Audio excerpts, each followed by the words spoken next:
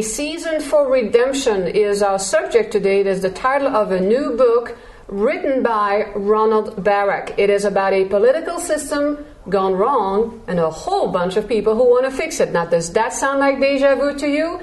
It certainly does to me. Welcome to the show, Ron. It's a pleasure to be here, Danielle. Thank you for having me.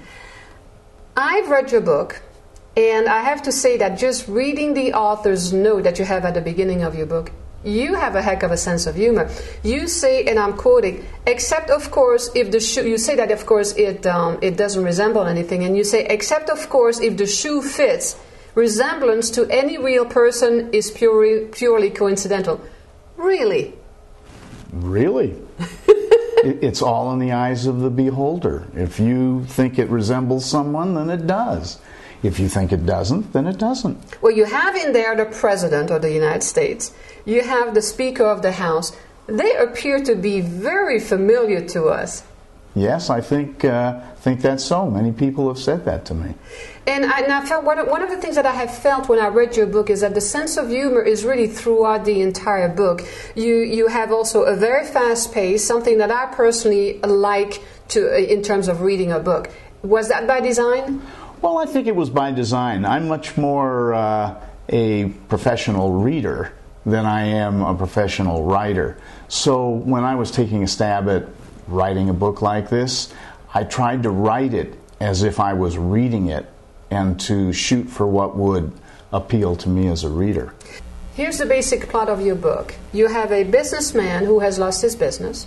He also has lost his son to cancer, and he blames the politicians. What happens then?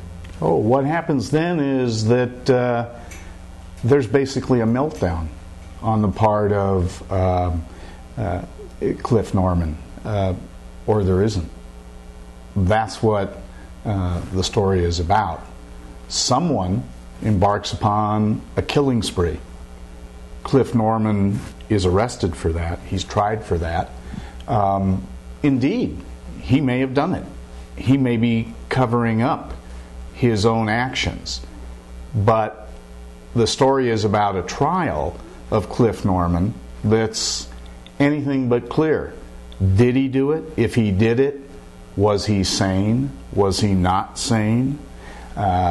Did he know exactly what he was doing? Or was it someone else altogether? But the trial goes way beyond just the trial of a alleged murderer. It also goes into the trial of the political system, doesn't it? Oh, for sure. For sure. To me, that's what the book is really about. The characters in the book are a vehicle to, as I have referred to it, blur the lines of fantasy and reality. We have a system today, a political system that many people think is broken, right, and needs to be fixed. This is a story meant in fantasy terms to tell the real story, and to do it in a way that is legally sound and politically engaging, and hopefully a little bit entertaining and humorous along the way. Along the way you have something that is called Nopoli. Tell us a little bit about Nopoli. What is that all about? Well, Nopoli is the National Organization for Political Integrity. Wait a second, political integrity, I got to put that in. Isn't that an oxymoron? Well, indeed, a lot of people think it is an oxymoron. I try to stay politically neutral and objective through this story, if that's a possible thing to do. But the National Organization for Political Integrity, NOPOLI for short, is an organization that surfaces in the book and plays a little bit of a role throughout the book, and helps again to segue from fantasy to reality. I was always looking in writing this book to bring reality into this fiction piece.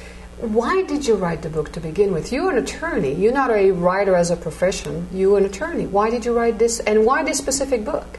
Well, I wrote the book kind of on a dare, and it's turned out to be kind of amusing.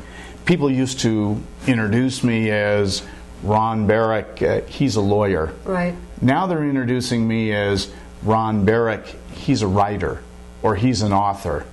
I get much less in the way of dirty jokes when I'm introduced as a writer right. than if I'm introduced as a lawyer. Attorney, of course. But, you know, that said, I'm an avid reader. I love reading this kind of political, legal thriller, and it was just fun to see if I could take a little idea I had in the back of my mind and actually turn it into a book.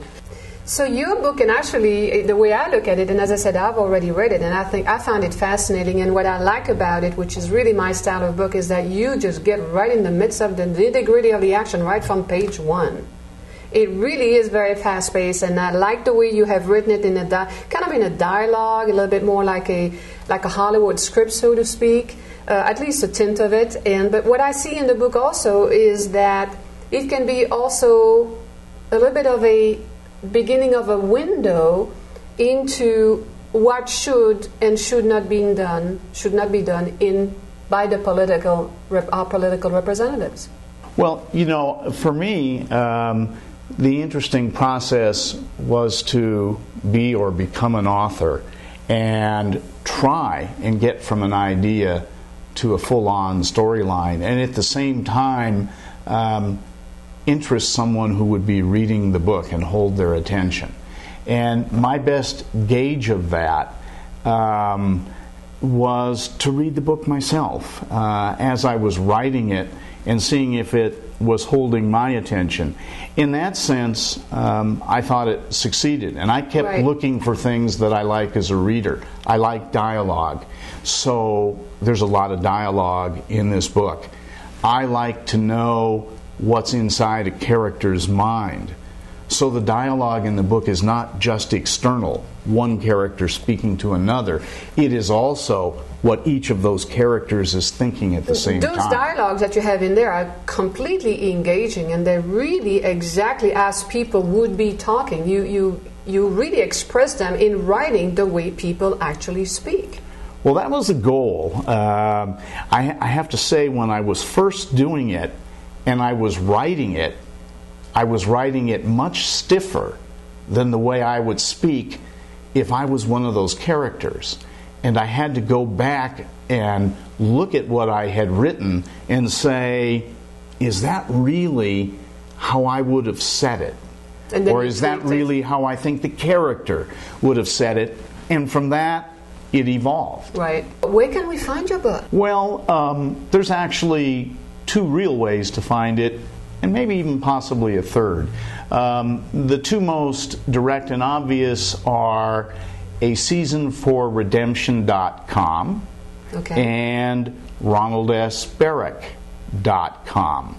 I think your viewers might also enjoy checking out nopoli.org. That's NOPOLI.org for no politicians. A fairly new website mentioned in the book, and I think your viewers will find it very interesting. Nopoli.org, no politicians. I like that. Ron, thank you so very much for being on the program today. Danielle, it's my pleasure. It was a real treat to be here with you. A Season for Redemption is the title of the book. Ronald S. Barak is the author. A Season for Redemption is a book unlike any others that I have read. It's really something very enjoyable. I think you will enjoy it very much today. So I invite you to go to the website. We've mentioned that also here right under your screen. And go and visit also nopoli.org. Thank you very much for watching the show today. We'll see you next time.